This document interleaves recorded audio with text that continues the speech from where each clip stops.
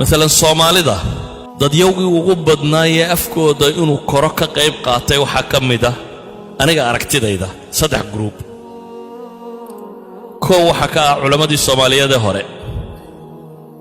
culimadii Soomaaliyeed hore waxay isku dayeen afka Carbeed oo aad u ballaadhana inay siin karaan tarjamo Soomaaliya diinta islaamiga oo kutubteedu ay aad u ballaadhanta u macno weyn tahay inay siin karaan tarjama af Soomaaliya oo ay u bixiyaan laqab waa la laqabaynayaa baa la leeyahay sheekha Soomaaliyeed markuu kitaabka dhigayo wuu laqabayn jiray laqabadu waxa weeyaan eray kasto meesha ku qoran eray Soomaaliya u dhigan buu isku dayayaa inuu keeno hadhow xirtu markay ku ceeshanayso hadduu ninka xerawga ahi macnihi sheega laakiin eraygii uu sheekha sheeg waayay wuxuu oran jiray carabkii sheekha maaha maxaa looga jeedaa carabka sheekha yaani waa mustalahaat ay kala dhaxleen cilmi fudud maaha waa mustalahaat waa eray bixin ay soo kala dhaxlayeen inta soo qarniyo ay xijinayeen waa afkii Soomaaliyeed ay ballaadhiyeen oo ay macna cusub ku soo kordhiyeen yaani ninka fiqi dhigaya markuu yiraahdo hadduu faduuli aqdi gunto faduuli banaan joog hadduu gunto bay dhahan banaan joog ma taqaana yaani waa ninka aan qadiyada isagu lahayn waa mustalah cusub oo u jideeyay ninkan sheekha ahi idan culamadii Soomaaliyeed hore ee isku dayday culumtii la dhigi jiray oo dhan inay af Soomaali ku dhigaan waxay guda ballaadhiyeen oo naaxiyeen afkii Soomaaliyeed qolada labaad ee dadaashay inay ballaadhiso waxa kamid ah warbaahinta dadkii ka shaqayn jiray hore maaha kuwan dambe warbaahintii hore ee Soomaaliyeed ama kuwa Ingiriiska u shaqayn jiray BBC ha noqoto ama kuwa idaacada Soomaaliya u shaqayn jiray ha noqdo waxay isku dayeen inay ballaadhiyaan oo af Soomaaliga macnihii uu lahaa mooyaane macno dheeraad oo kale ay ku daraan tusaale مثلا waxay isweydiiyeen erayga violence al-unf waxaynu ku tarjunaa ninkii warba laga rabaa inuu sheego warku af Ingiriisi ku qoran yahay af Ingiriisiga violence baa ugu taala muxuu ku tarjumayaa af Soomaali markuu ku sheegayo muxuu oran way isweydiiyeen dal marnin la yiraahdo eray keenay kiibay qaateen gacan ka hadal buu bixiyay luqadeennii hore Soomaaliyeed gacan ka hadal kuma jiro ama maynan maqal gacan ka hadal laakiin waa afkiyo la naaxiyay hadal la weynu naqaanay gacanna weynu naqaanay laakiin markii la naaxiyay ee terminology laga dhigay cunfi ama violence kii buu noqday مثلا idaacadu waves bay ka hadashaa mitir baan lagu xisaabiyo waxay tarjumeen maxay ku tarjumeen hirka badaynu naqaanay inagu idaacada BBC oo ida kala hadlaysa hirarka dhaadheer iyo hirarka gaaga waxa soo maqashaan waa waves baa leedin tarjumay dabeetana erayga hir macno ku lahaa af Soomaaliga laakiin marka iminka la joogo warbaahinta hirku macno kale oo Soomaaliga ku soo kordhay buu tilmaamaya مثلا waxaad ka maqlaysaa iyagoo leh dayax gacmeed awowiyadeen satellite may maqalde mana jirin waa eray cusub oo la samaystay waxay u baahdeen inay iyana Soomaaliga soo kordhiyaan dabeetana waxay u bixiyeen maxay dayax gacmeed مثلا apartheid midab takoor Soomaalidu isku midab bay ahayd midab takoor wax la yiraahdo ma inaan aqoonin dhaqankeena kuma jirin waxa la soo bixiyay marka in midab takoor oo kala la tilmaamo erayada noocaas oo dhami barwaaqa sooran hanti wadaag hanti goosi maxaa la yiraahdaa waxa soo dhami waa afka wax lagu soo kordhiyay macnaheedu waxa weeyaan waa afkaaga oo la ballaarinayo wax jira laga dhigayo waxa kamid ah dadyowga ballaadhiyay tarjamadii dawladda Soomaaliyeed siiba macallimiintii dugsiyada sare ay u sameeyeen iskuuladii af Soomaaliga loo bedelay iskuuladii af Soomaaliga loo bedelay waxa la tarjamay waxa la aliya wixii af Ingiriisi ku qoray la dhigi jiray ayaa luqada Soomaaliyeed loo raray maca mustalahaadki terminology-na isagoo la rarayo مثلا like circuit waxa la yiraahdaa halka wareega isku xidhiidhsan مثلا kan laambada ilaa iyo switchka inta isku xidhan waa one circuit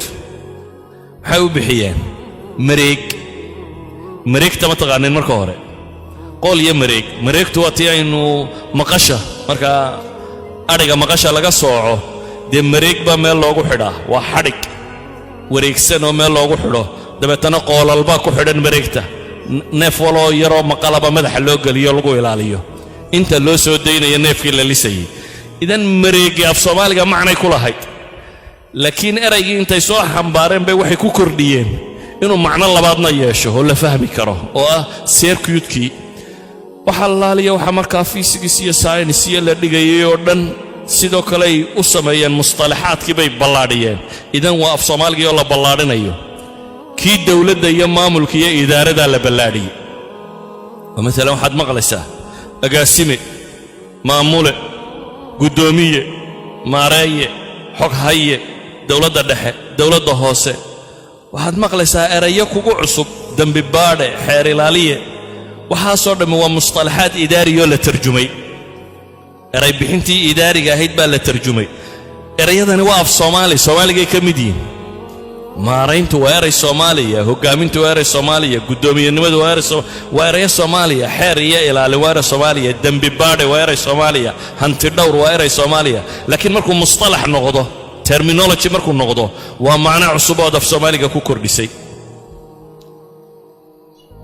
idan afku qaabku koro waxa kamida in cilmiga lagu qoro oo ah inuu yeesho terminology ama mustalaxaat ama eray bixin af ingiriisiga ballaadhka aad arkaysa uu dhalane markii terminology oo dhan lagu daray ayuu wuxuu noqday maxay aftira badan oo ballaadhan waxa kale oo afafku ay qaataan inay haddii luqadoodii ay wax ka waayaan inay amaahdaan waa af oo dhan waa lagu yaqaanaa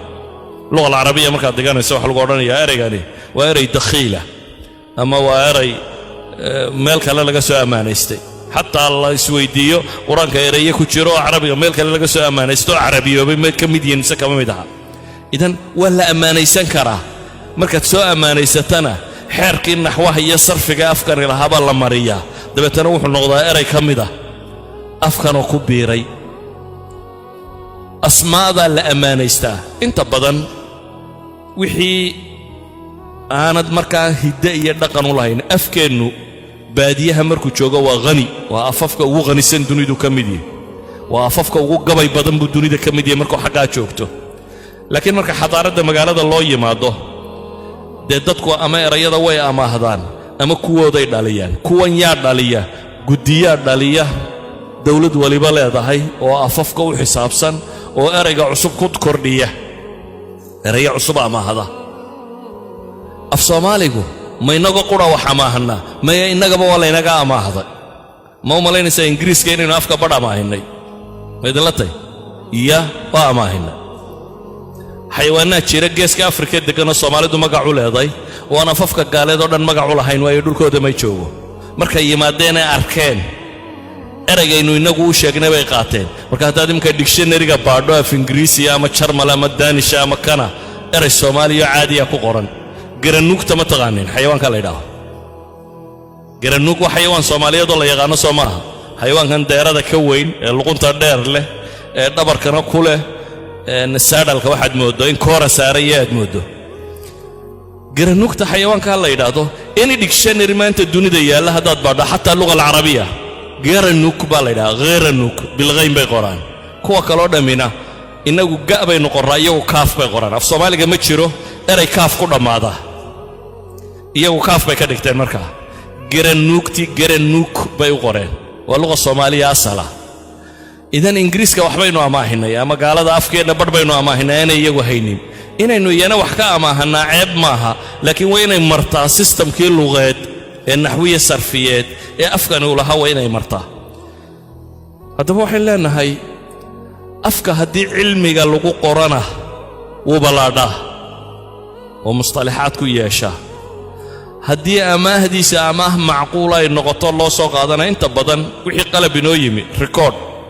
iyo maxaa la yiraahdaa idaacad iyo magacay inoogu yimaadeen umaynu iska siinay maynan bedelin xataa waxa laga yaabaa dharkaynu xidhanno weelkaynu wax ku karsanno carabta Yamanta iyo meelahan bay inoogu dhawaa waa wada af Yamani waa dirc iyo maqla iyo tisti iyo wuxuu dhami waa af Yamani marka adeegta dharka la xidho shalmad maxaa la yiraahdaa malkhabad waxa gabadha Soomaaliyeed mara xidhato dhan waa fi Yamani waxa aynu dhar xidhanaana iyana waa la mid marka laga reebo labada go aynu gaar u leenahay oo idan afka waana la ballaadhin karaa waanu dhiman karaa oo haddii la isticmaali waayo oo la qori waayo oo lagu hadli waayo wuu sii dhintaa haddaba waxaan uga dan leeyahay aan eraygan idinku tilmaamaya waxa weeyaan war af cilmiyi ma jiro ee dadku cid waliba iyada afkeeda ama cilmi ka dhigta oo cilmiga ku qorta ama jahliga ku qorta tusaale ahaan dawladda maanta dunida ku nool afafka marka la qiimeynayo afafka qaar waxa la yiraahdaa waa luqa munqarida waa luqa dabar gooday qaar waxa la yiraahdaa waa luqa mutaakila waa luqa cunmaysa qaar waxa yiraahdaan waa luqa muhtadira waa mid go'aysa haday dhamaanaysa naftu ka baxaysa afkii laga shaqeyn waaya heerarkan buu maraa wuu dhintaa dadyowga afkooda u dadaalay dawladda waxay soo nooleeyeen af aan hadda lagu hadlaynin ay dib u soo nooleeyeen dabeetana waxay ka dhigeen af cilmiya oo dawladda dhami ku shaqayso oo systemkeedoo dhami ku shaqeeyo oo waxbarashadu ku shaqayso bal aqoomaha ugu dambeeyay maanta dunida technology-ga la soo saaro waxyaabo kamid uu ku qoran yahay iyaga afkooda yahuudda nimanka la yiraahdo Israel dawladdan hadda la yiraahdo ibrigo waaf dhintay buu ahaa yahuudani waa shataat meelaha laga keenay dadaan isku afahayn bay isu yimi mid Poland ka yimi mid German ka yimi mid Ingiriis ka yimi mid Caraba ka tagay oo kala wada afa dabeetana dawladda af cusub baa loo sameeyay luqa al-ibriya al-qadiima baa dib loo soo nooleeyay dabeetana waxa laga dhigay inuu noqdo af dawlad iyo system iyo waxbarasho iyo jaamacad ay ku socdaan ilaa iyo maanta laga yaabo tiknoolajiyada buxuusta ugu dambeeya wax ka mid inuu ku qorayo af cibri idan waa dad afkoodii dib u afuufay oo nooleeyay dadyowga qaarna afafkoodu way sii dhimanayaan United Nations waxay tilmaamayaan boqolkiiba 50 afafka maanta lagu hadlaa dhawaan bay dhiman doonaan bay leeyihiin boqolkiiba 96 ilaa 7,000 oo luqa maanta dunida ka jirta bay dhahaan boqolkiiba 96 afafka ka mida 4% of the world population ma ku hadla that means afafka intii ugu badnayd dad aad u tiro yar ayaa ku hadla waxay tilmaamaan inuu dhimanayo laakiin dadka afkooda wax ku bartay 19 wadan ee dunida technology-ga hogaamiya waxay yiraahdaan waa 19 wadan oo qolo waliba afkeeda wax ku barato yani in dunida technology-giisa wax ka hogaamin karta waxay asaas uga dhigeen inuu yahay maxay 19 wadan ee dunida ugu horeeya buxuusta cilmiga iyo technology-gu afkooda jaamacaadka iyo wax walba ku dhigaan 500 ee jaamacadood ee dunida ugu sareeya oo 35 dal ku yaala waxay wax ku dhigaan afkooda yani afkooda markay wax ku dhigaan bay waxay noqdeen maxay jaamacad la yaqaano haddaba ayuha alhibba xalana af waa dhintaa haddii dadkiisu ay nolosha u diidaan waa weydooba hadday dadkiisu naaxin waayaan waa koraa oo waa naaxaa oo waa weynaadaa hadday dadkiisu aqoon-yahan ay noqdaan ama ay wax bartaan da waxaynu u baahannahay afka aynu ku hadalno ee af Soomaaliga ahi wuxuu ka mid yahay waa af qaniya marka afnimadiisa loo eego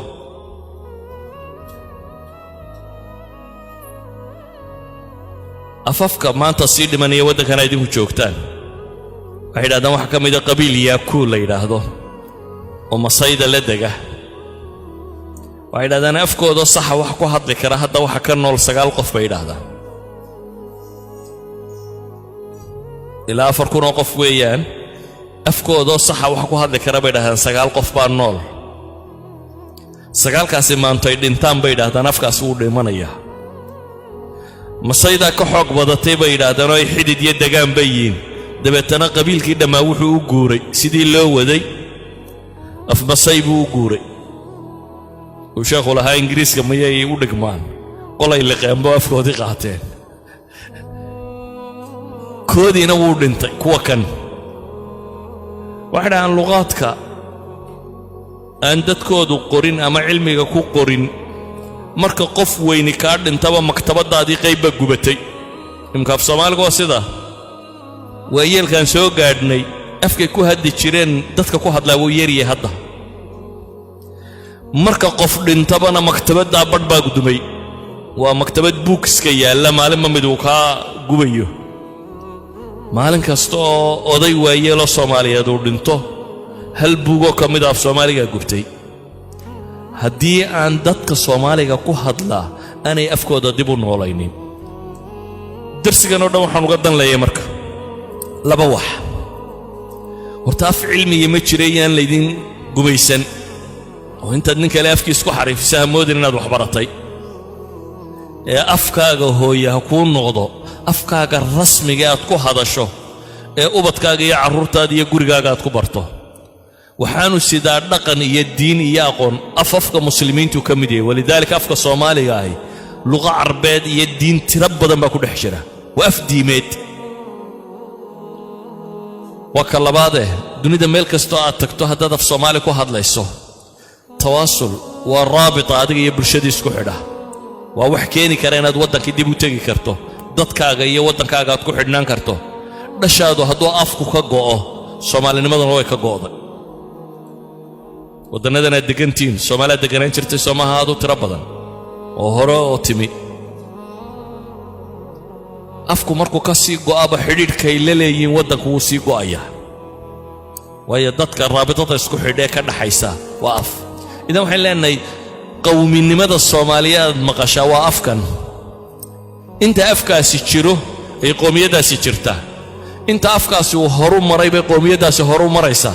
inta afkaasi uu af cilmiya noqdo bay waxbarashadoodu koraysa inta afkaas af cilmiya noqdo ayay si fudud inay wax u bartaan fududaanaysa sida ogeed dadkiina qurbaha u soo baxay ama dhulalka lagaga tirada badan yahay yimi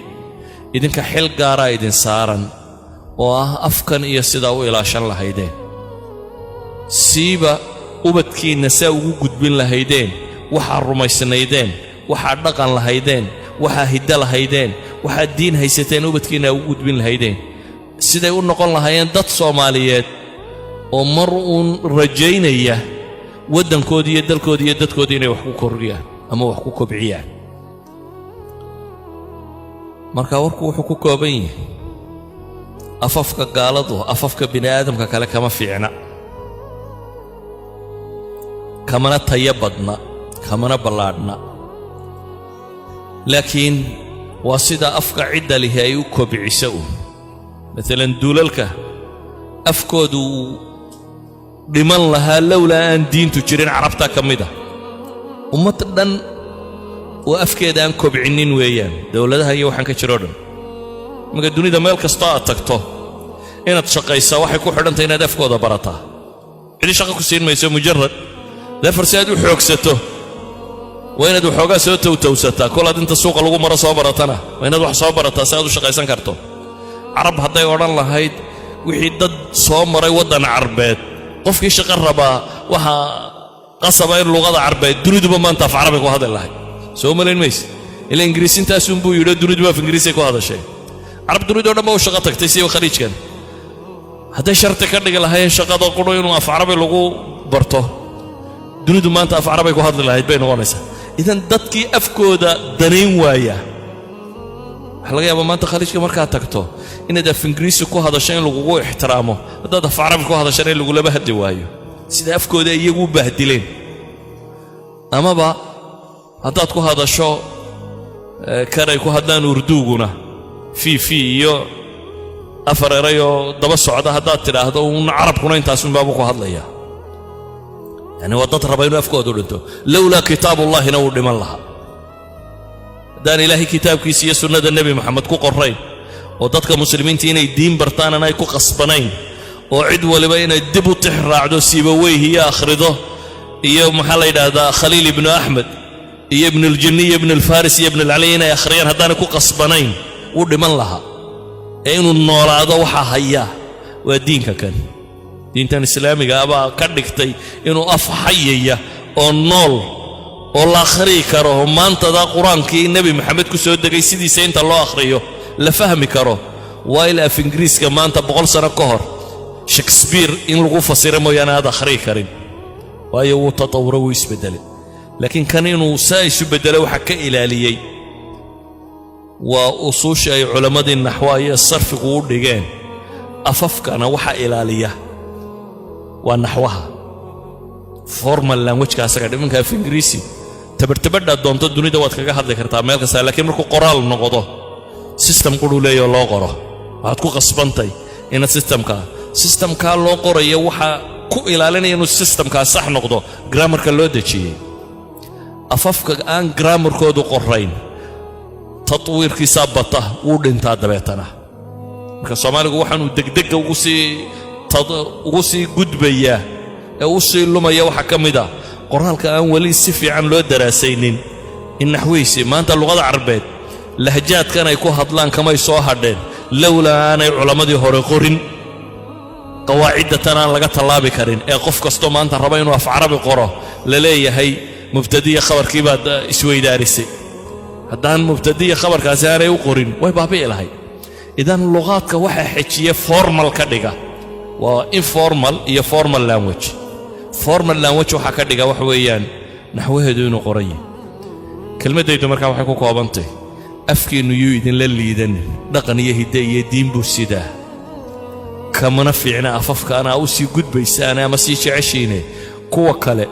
لما أنا هيدين نقضان أفديرادو أدبرتي هداد أف عربي برانيسو هداد إنجليسي برانيسو هداد صواحيلي برانيسو أفديرادو أدبرتي أكون نقضو لكن أسأل كاقو يكالو من صلى الله على محمد وعلى آله وصحبه وسلم الحمد لله رب العالمين.